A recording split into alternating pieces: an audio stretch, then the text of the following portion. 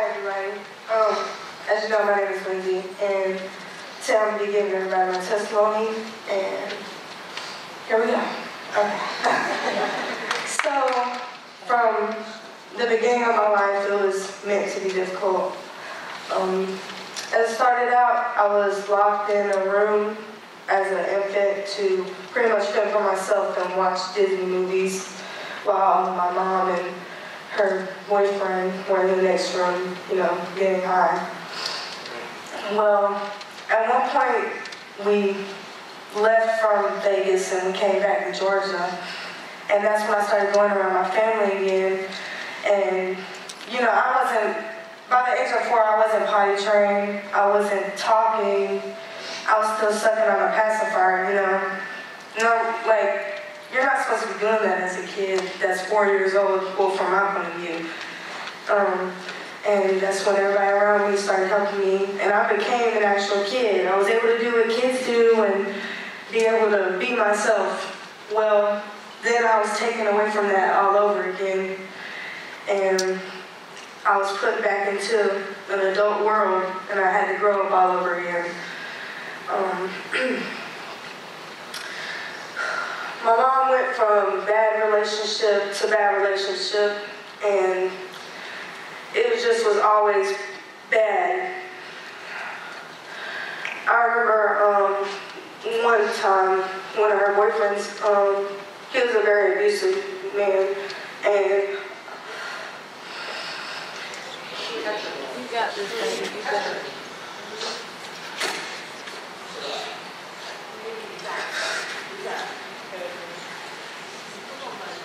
Come on, girl.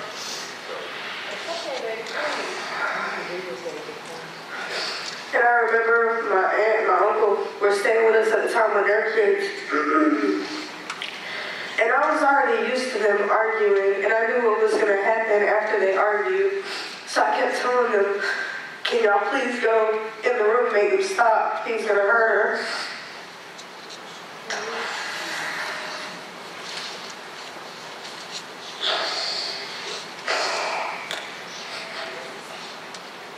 And, she had just got off work, came in their house, and they were eating in the room, and they started to argue. Well, then I heard my mom telling him, oh, you're not going to hit me this time. If you hit me this time, you're going to jail. He always went to jail, but he always came back. And I remember her, I don't know how I heard her, but she kind of whispered my name. And before they could stop me, I ran into the room, and he was on top of her. There was food all over the floor. And all I could do was stare at him, hitting her. Anytime she would put her hands up, he was hitting around her hands.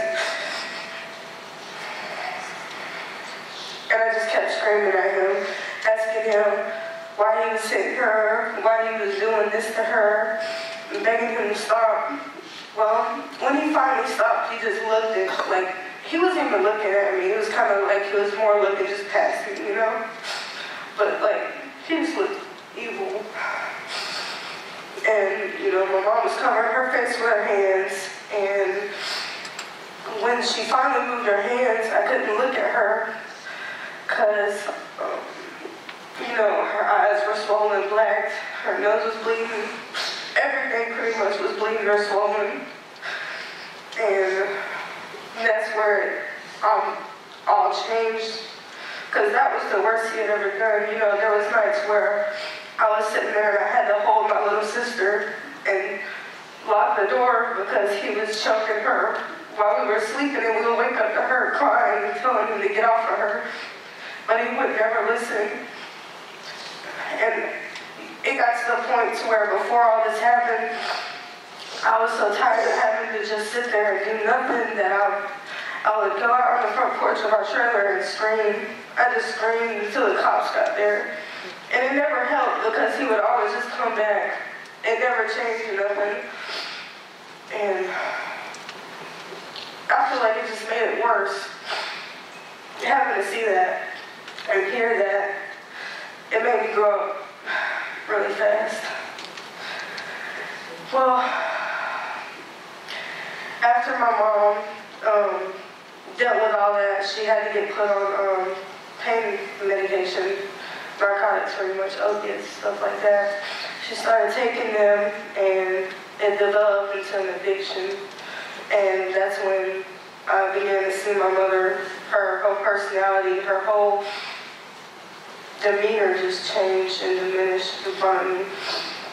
I watched her go from a mom that would be like, oh, we can do this by ourselves, you know, you don't ever need a man. And she can do everything, and she was strong like an ox, as she would say. But it just changed. The next guy she got with, he was right around the corner in another trailer. He was also one of her bad relationships. But this time it wasn't because of the man, it was because of both of them. They both had an addiction problem. You know, at first it was all great. You know, he took us out, we went to the fun park, we went to the movies, we went to the park, we hung out as a family. You know, tried to bring us in, pretty much. And he lured us in, and then it just went back to normal. Nothing new, you know, that's what we were used to anyways. And we were still going to Lee County, and you know, the years before, it was bad because we hardly went to school, because we wouldn't be able to have sleep the night before from them arguing or her getting beat on. And so we already had a history and a reputation. Well, after all this money that he was spending on us and taking us out to eat with and doing all this nice stuff with us was gone, I realized we're the poor kids in Lee County. You know, tax season comes up, boom, you got a pair of shoes, that's it. That's nice. That's going to last you for however long you make them last. Walmart shoes, they're on your feet, and you're good. Yeah.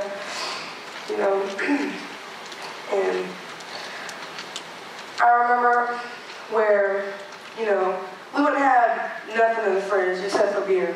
Nothing in the cabinets, and Mama Jessie would come and bring us food or give my mom money.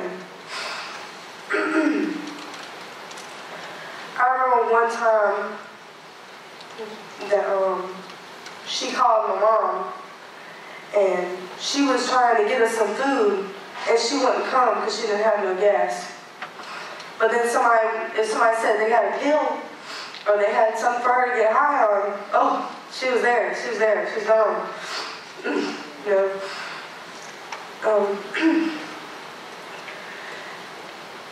I knew that I was going to get the backlash from what she did, because, you know, typically, if your parent acts a certain way, that's how other parents think you're going to grow back. My friends stopped coming around me because, well, for one, we were infested with head lice, bed bugs, so bad you can see them on the walls all throughout the day, night, anytime. And that's what we had to deal with. If we had head lice, me and my sister, I had to put her in the tub, and I had to go through her hair for hours and sit there and literally try to pick out every single one so we can go to school and not have bugs crawling on our scalp in front of people.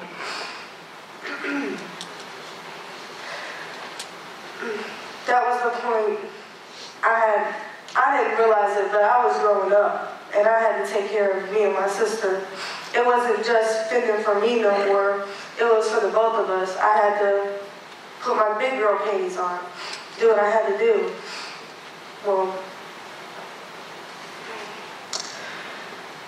you know, when the money started going out and everything, like it had always been since we got with him, when the bills were out,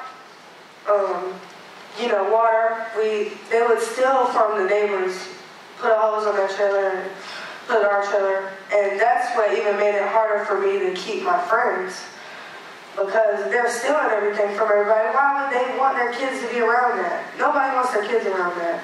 Nobody wants their kids around people that are using, that can't grab a hold of themselves and actually be a productive citizen.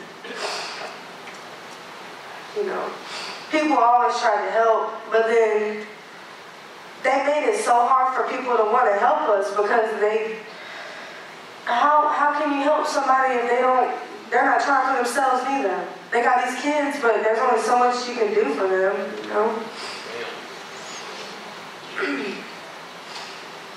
I remember one time being on the bus, and everybody knew my mom was on drugs anyways, you know?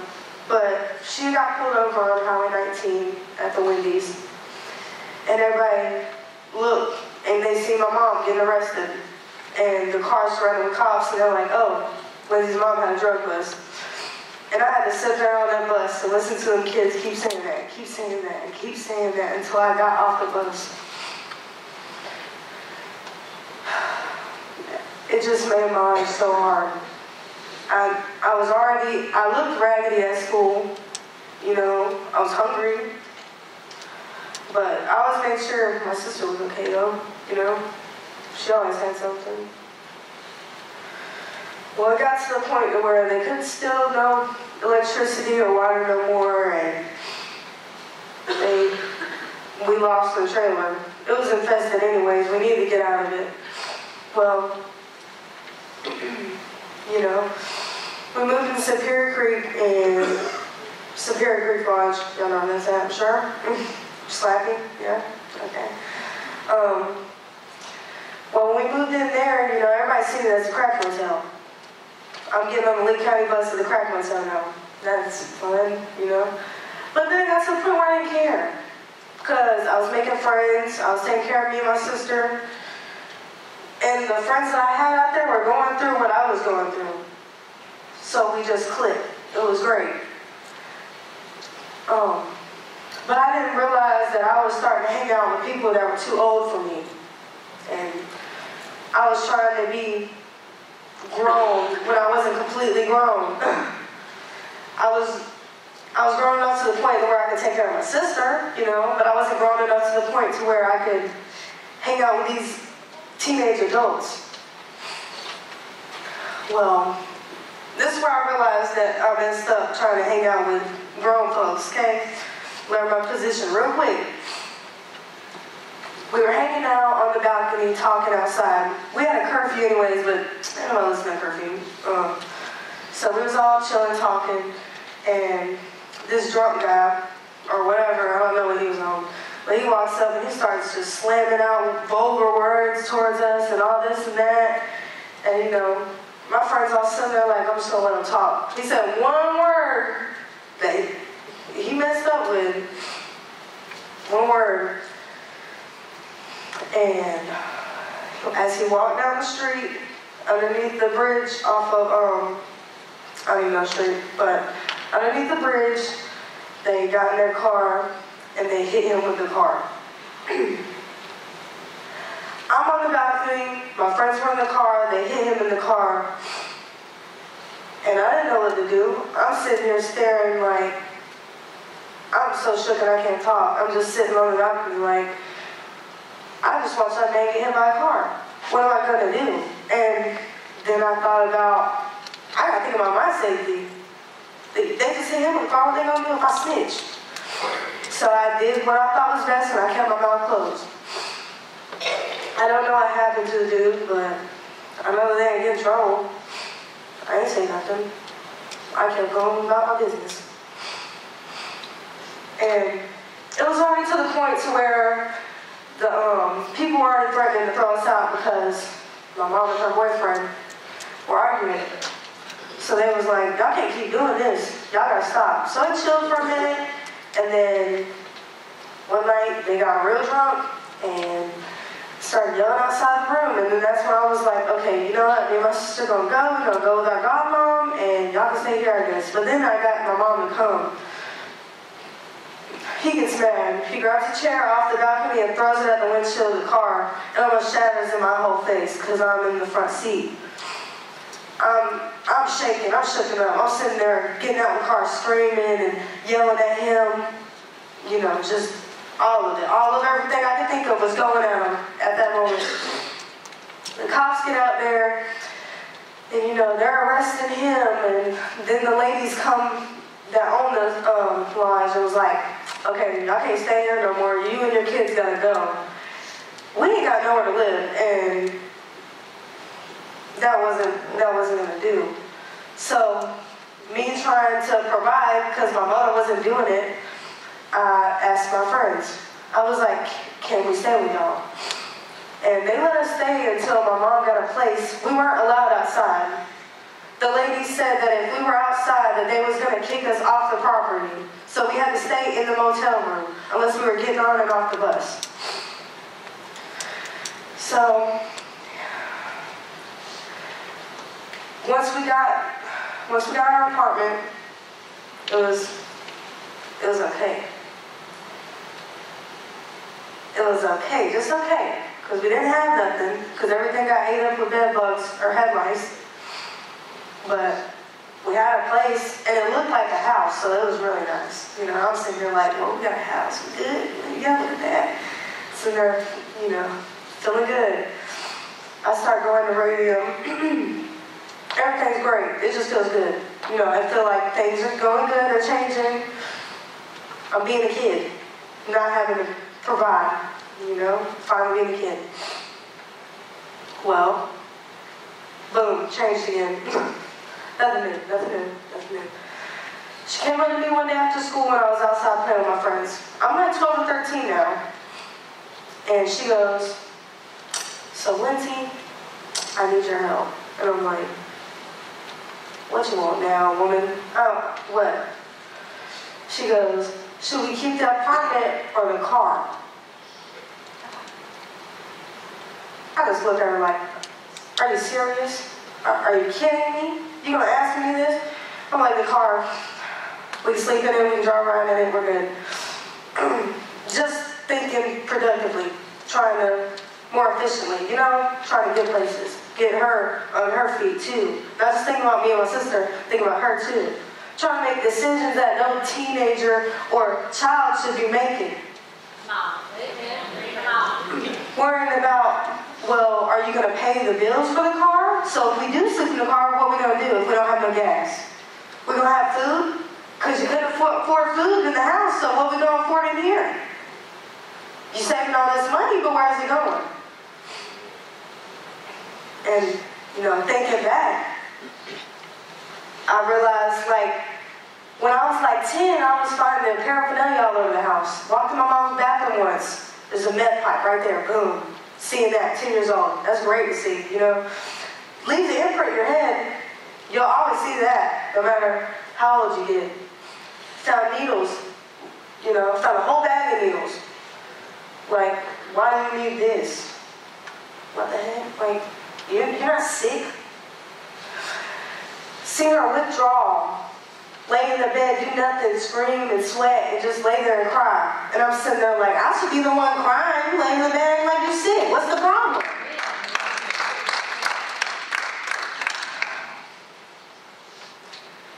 It just happened so frequently that I got used to it. I was like, all right, this ain't nothing new for me. Why is anything gonna get better if it just, every time it gets good, it just goes back to the way it was?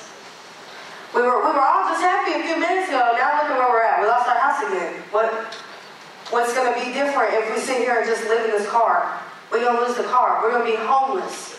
I already knew what was coming. So I took the initiative instead of reaching out to my family because she always told me my family was hateful. They didn't like us. They called my mom names, so they didn't like us. They didn't want us around. Oh, they just hated us. Oh, they don't want us around. Why would they want us around? I'm an alcoholic. Oh, no. Excuses. So I'm just like, well, I'm not going to hit them up because I didn't know what all they were doing for me and my sister. So me thinking that I'm the only one providing, and sometimes I actually thought that my mom sometimes actually put food in the house. It wasn't her. It was not her. It was our neighbors. It was our family that we never seen. And if she did put food in the house, it was because she was about to have a party that night. Like what? You're going to feed adults that drink and you use drugs, but you won't feed your kids that need it to live. That's smart parenting. Now I'm telling you, that's top notch. Well, I hit on my dad. I don't know this man at all. All I know is when I was 9 years old, he sent some papers in the mail, and my mom wasn't even adult enough to open it. I had to open it. She's thinking that he's trying to get custody of us. If he was, it probably would have still been better, even though he had his problems. I open it, it's just asking for a divorce. I had to open it. I'm like 9 years old, dude. Come on. Make me open. Grown woman. Grown woman. Sorry, just can't get over that. Hit him up, I'm like, hey, Dad, don't know you, dude, but how long is it going to take you to get me on a plane and out of Albany, Georgia? He's like, this is on a Friday now, right after school. He's like, Monday, you're getting on a plane and you're coming. Boom. That was it. I didn't ask no questions. I was like, whenever we get out of here, got me and my sister's stuff, anything we could actually fit in a suitcase or a bag, and I was like, we're gone. We're gone. You know, my mom gave her sob story to us at the airport. It made me feel all bad. But then all the resentment and the dreadfulness that I felt all the years just was like not letting me be sad. I could not be sad. I just looked at her like, I'm glad you're sad. I wanted to see her hurt so bad. I wanted her to feel that pain. I wanted her to feel it all. But what I didn't realize is I messed up too. Trying to be an adult, I made the decision for me and my sister to go moving with alcoholics. Just as worse, just, you know, not geeked up on drugs. Well, once we got there, everything was peaches and cream. Every week we got $100. We're going to Target, baby. You're going to spend this $100. All this just gave us everything. Anytime we got in trouble though, my grades were really bad, because I didn't care at that moment. I was like, screw school, screw this, screw that, I don't like you, I hate my parents, da da da. It was just all resentment and hatefulness. That's how I felt. I didn't want nothing to do with anybody. When I had my bad grades, they would pretty much torture me, man. I get so angry. They leave my TV, take the plug from my TV. Leave my charger, take my phone. Just torture me. It was terrible. I can't go without my phone. I leave my phone in the car. Mama, look at my phone. I gotta text somebody. I ain't got no TV, no nothing. I want to draw. I can't draw. What I gotta do? Play with dogs? My sister, you know, she was too close to me. Y'all made her break away from me. We couldn't be close. Sisters ain't supposed to be that close. You gotta be your own person. Duh. So I pretty much, the little girl I raised, my baby, my little sister, my baby sister, my world, my whole world, taken away from me. She was like, my stepmom was like, y'all's too close. Can't be that close. Sisters ain't like that. Y'all gotta be your own person. I was like, whatever. I just kept dealing with their bullcrap day after day after day after day. And I didn't understand. You know? Well, one night, I remember, this is how I knew that they was drunk, okay? Okay, because I told my dad, I was like, Dad, we're going to Destiny's, you know, during the weekend, we're probably going to go to Red Bar at night or something. Normal teenage stuff in Vegas, okay? You got the casinos, that's what you go do. Or you go to the junk places, that's just what you do. You're a teenager, dude. You go live a little bit. Well, so instead of him, you know, telling my stepmom that, I get home, and my stepmom's just looking at me, just me mugging like, you know, just attitude. I'm like, what did I do now? Like, what did I do? I don't have bad grades right now, so what did I do? And I sit down on the couch, calm, just chilling. I get home like, okay, everything's cool. And I just still see the way she's looking at me like, what the heck is your problem, man? I just got home. What did I do? And she's like, so where have you been at? I just looked at her like, Destiny's? And she's like, I'm so tired of you lying. We give you everything you could ever have wanted, and this is how you repay us. You don't never get good grades, and you just want to be like your mom, I guess. I was like, Well, if you think I'm lying, why you gonna ask me? You know, Dad comes in and starts throwing water bottles at me. He's like, go to your room. I don't want to see your face. Go to my room. I'm laying in my bed. I just go to sleep. He wakes me up later on, and he's like, you need to pack your stuff, we're tired of this. We give you everything, and you just disrespect us, and you lie to us, and all that. I got all that. I'm sitting here, I'm bawling my eyes out. She's calling me names, talking about go have N-word babies with your mama and this and that. Because my dad told her I ran away to California with a boy. California. That really shook me. I was like, huh? California? I know. Okay. I was just like, whatever you say, dude. Maybe pack my stuff, put me on a Greyhound, and send it to my mom in Arizona. Because, you know, she left Georgia to get clean. Get clean now. She said she's getting clean. I'm thinking, all right, whatever. My mom's cool anyways. She's going to be chill. Everything was great when I first get there. But with my grandpa, which my grandpa was sick. He was on dialysis. This is before he passed away. We're good. She's going to NA meetings, AA meetings. Get this, okay. At the NA meeting, guess who she meets? A boyfriend. I'm sitting there like, oh my God. You gonna go to an NA meeting to get... What? I was just like, whatever, man. Do you, fam? We moved in with them in an RV in the middle of the... okay. In the movies and the cop shows, this is what it said, the meth heads live. You can see an RV or a trailer all miles, desert. You can see the trailer and RV over there. See some four-wheelers, you know. Coyotes. That's pretty fun, you know. Especially when you're outside at night. Run inside.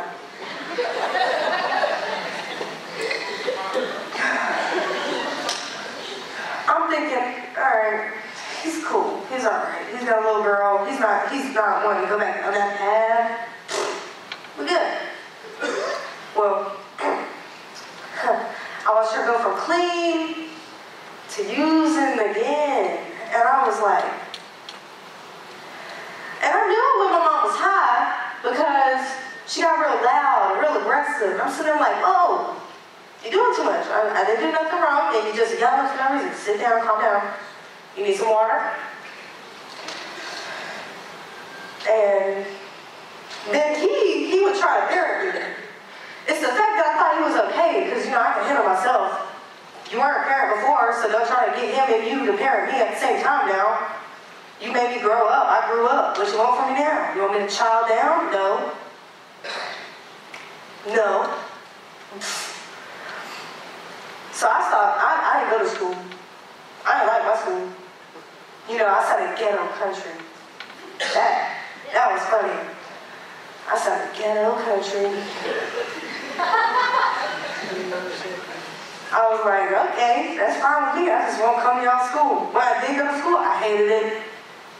I'd sit in class like, and I feel them staring at me. I don't look like them. Like, my personality is just nothing like them. You know, they all want to go in the woods and snort coke and stuff. I'm sitting there like, okay, y'all is crazy white people.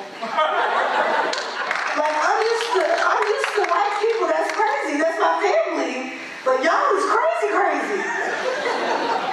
They're sitting here talking about some egg, you want to pop an egg set at school. I'm like, excuse me? I'm trying to get an education. I didn't go to school. Y'all trying to get me to do drugs in the classroom? No. I stayed my butt at home and ate ramen noodles and watched YouTube and Netflix. Got real depressed, you know. Normal teenage stuff, going through puberty, so, you know. Well, I just stopped going to school. I was like 2 months out. I'm a thug. I felt fly, you know. Listen, are y'all kids going to school getting high and stuff and failing? I'm just staying home and still failing, so it don't really matter what I do. I'm going to fail either way. Because that was implanted in my brain. And plus, nobody. If I ain't know you or I ain't think you was cool, I'm a face. I wasn't having it. I was not having it. But, you know, just being a teenager, that's what it was for me. I thought that's what teenagers did. You grow up too fast. Shoot, that's what I thought it was like. All teenagers I hung out with were grown. Grown folks is what I hung out with. But after a while, I got tired of seeing my mom on drugs again, and I was like, you know what? I'm gonna devise a plan. I hit up my godmom in Georgia, which has her problems of her own, which I didn't really realize, still being young.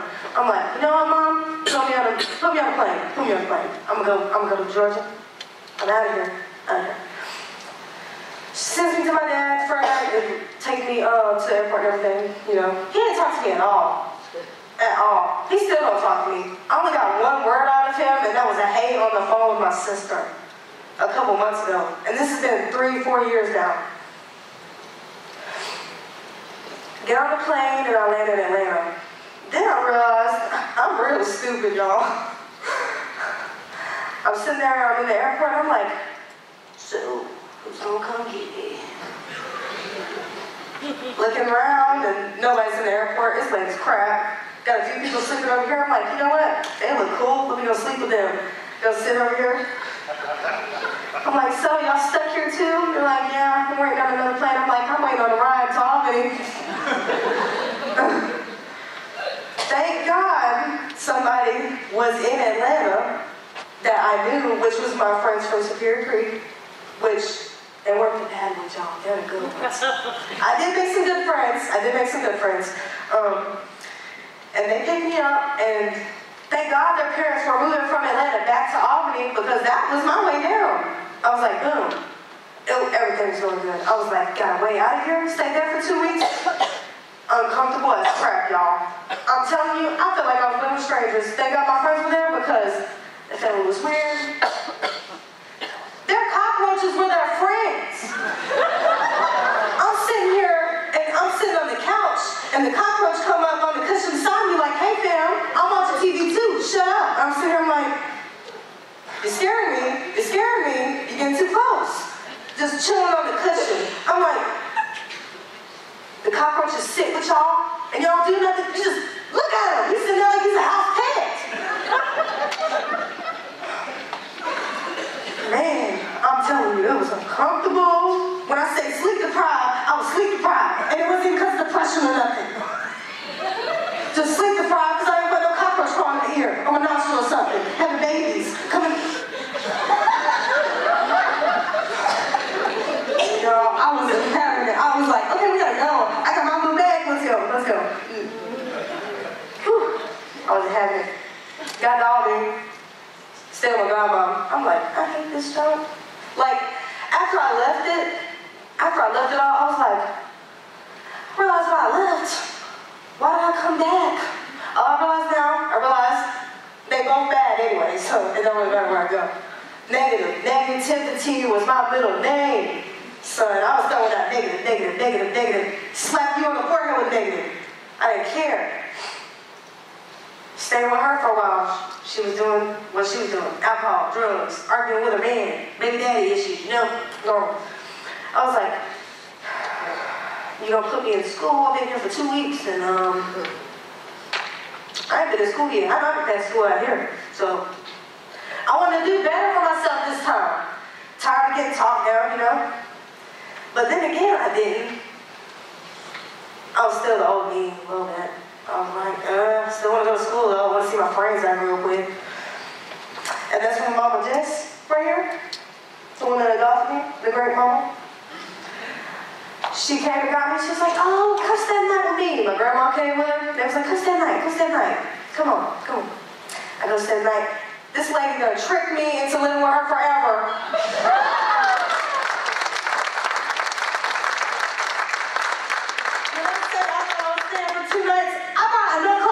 For like a week, baby, and everything else was at that lady's house. I'm sitting there like, oh, this forever thing, it's forever, okay, all right, just let me know then. And we went through our struggles and battles. We was not close at first when I first got here because I had trust issues. I was not going to let you in. My heart was cemented. Boop. Knock on it a little bit, it's still not chipping. Nope, not having it. You know, went through everything that we was going through.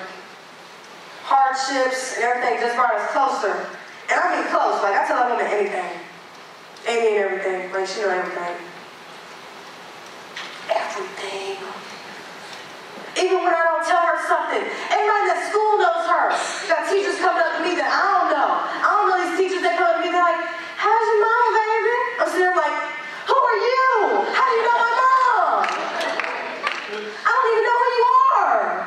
They're like, oh, your mama says hey sometimes when you walk through the school, then. And I'm like,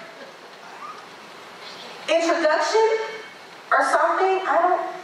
Man, if I got a C, man, a woman coming there, what's going on? We ain't gonna have this. What's she doing? All right, she talking to her boyfriend in class? Oh, no phone for you, boo-boo. Sitting here like, in class we're like, I hate this class, man. Can't play on my phone. Teacher telling on me. Then she was like, we're gonna go to church. I said, to what? I ain't been to church since I was a kid. Man, I'm walking in here, I'm like, oh my God, I hate all these people. Look at that lady, she looks damn weird. Oh my God, these kids stuck up. Look, she got on, the whole outfit is pink. Man, I'm back at Lee County again, kind of. I'm sitting here, I'm like, Mom, we can't go back. Them people don't like us. I don't look like them. I sound ghetto. What you want me to do? Walk in and just be, hey y'all, how you doing? I'm great. I'm glad to meet everybody, you know. I wasn't having it. When I came to church, youth group, no, I don't think so. I'm still with my mama. Y'all can go to youth group. I'm good. Bye-bye. And then it got to the point where Jonathan's like, oh, come on. Get up, come on, leave your mama. I'm a mama's baby, dude. I was on my mama's hip. I wasn't going nowhere. Mom, you gonna get water? Oh, you in the back? We're gonna teach these kids, like, I didn't care. Started going back there. I wasn't talking. I was like, yeah, don't talk to me. Nuh-uh. I looked at them funny because they looked at me funny. When you looked at me, hello?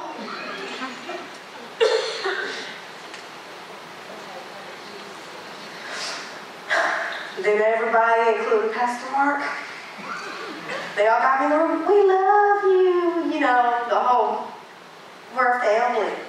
I didn't believe that joke for a second. I was like, y'all lying. Y'all be talking smack about each other. That's what Christians do. The church is not the church. I didn't think that the church was a family. Because every church I went to, they talk smack about each other. Did you hear that Bertha?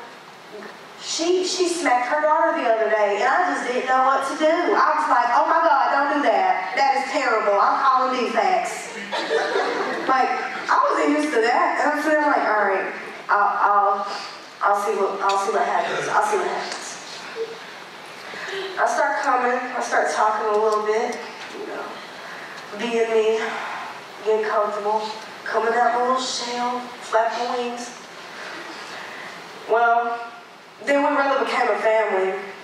I thought it was lying. It wasn't lying. Everybody, I give everybody hugs. I love it. I love the love. Now, I had trust issues and I did not have a heart. I was soulless. Now, I'm just like happy and lovely and I just want to give everybody a hug and like, you cry, me too. We'll cry together. Like, I am emotional and happy and I don't even know. I got emotions now. My heart is like soft and squishy. When that first happened, that was weird. Because Pastor Mark, he kept coming up to me and hugging me. And they all kept coming up and be like, hey girl. I'm like, hi. I didn't know how to feel that. I was like, oh God. They're coming up to me. What I do? Just stand, just stand, just stand. They won't talk to you if you don't move or say anything. And I still get bugged. I'm sitting there like, I failed the mission. But it became fun. I got soft, listening to music, and started crying and stuff in the middle of church. I'm like, oh, what is this? Emotions. I didn't want no part of this. After I started feeling emotions, that's when I was really on my mom. I was like, no, we're not ever coming back. Let's go. Mom was like, we're coming back. Da-da-da-da. This is my family. It's going to be your family. Boom. I was like, wow. And then like I really started to realize that God was changing me with the people that was in this church.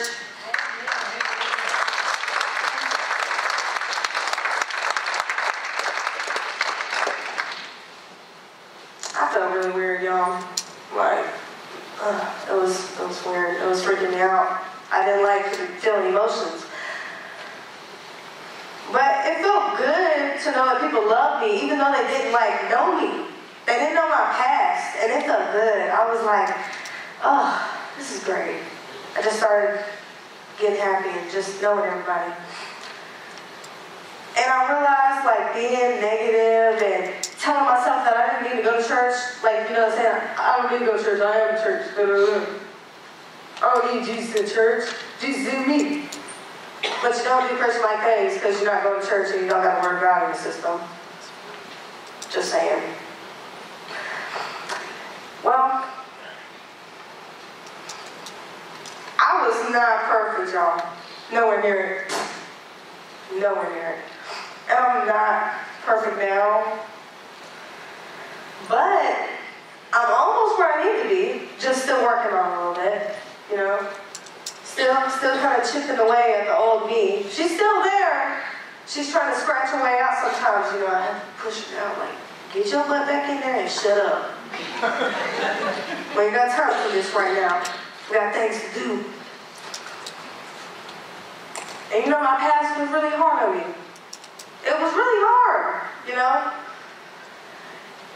But I have so many people that love me and, like, so many people that care for me, and like God, like when I felt like I didn't have a parent, I talk to God all the time, man. Amen. Like when I couldn't talk to my mom, right there, the one that adopted me, you know, I was like, God, let me tell you what happened today at school. This girl tried me. I almost took her head and slammed in the disc, but I didn't. I did not. I learned how to hold my tongue. Not be violent. I still talk violent because that's always going to be a piece of me. I'm a violent person. But I'm a sweet, violent person now. Ain't that good? A little bit. But I love my church. And when I first started listening to Pastor Mark, I didn't want to listen to it at all. I was like, oh my God, they got a redneck on the stage.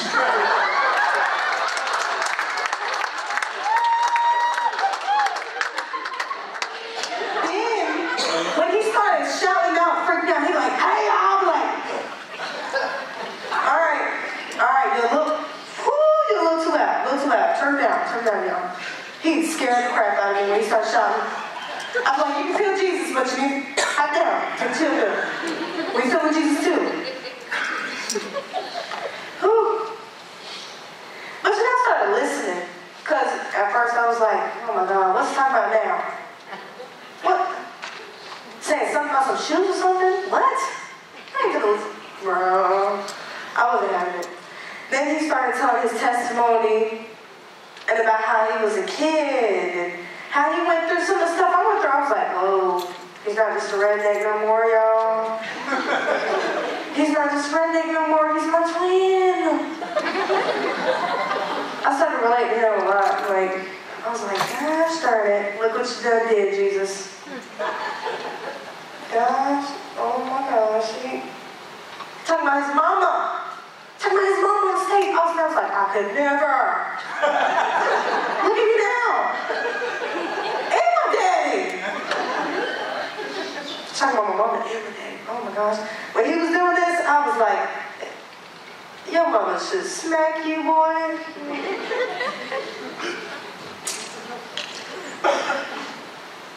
But he was right. About what he was saying. Because some of the stuff I was like, you was dead wrong, man. He be throwing shade at all y'all. Slapping y'all upside the head. Y'all ain't even know it.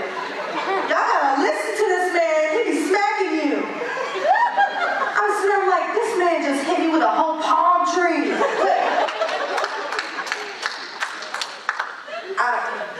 I had to listen, y'all. I was getting smacked so many times. You know when somebody tapped you on your shoulder and you look the other way? And you're like, what? That's how it was. Because I wasn't listening and getting the word in, dude. But now I understand where he was coming from with all that and how God relates to a lot of things.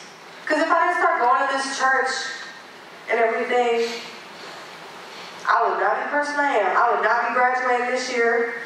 I would not be going to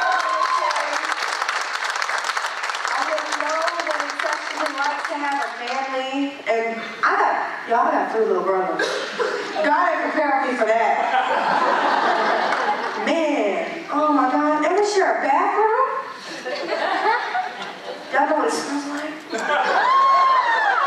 I love them, I swear I do, but when you're cleaning it, you start really resonating on everything about brothers. Like, do I really need a brother?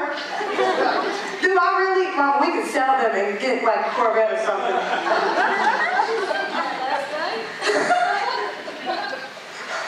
But you know, I love them. And everything is great ever since I hit church and I started listening and I started like getting along with the people here. I was like, y'all cool. You gonna get, you I loved it. But yeah, he really did change me as a person.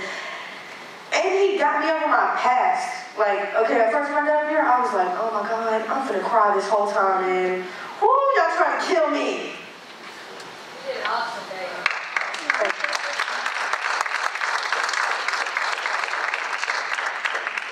But I had to be goofy to be able to be calm.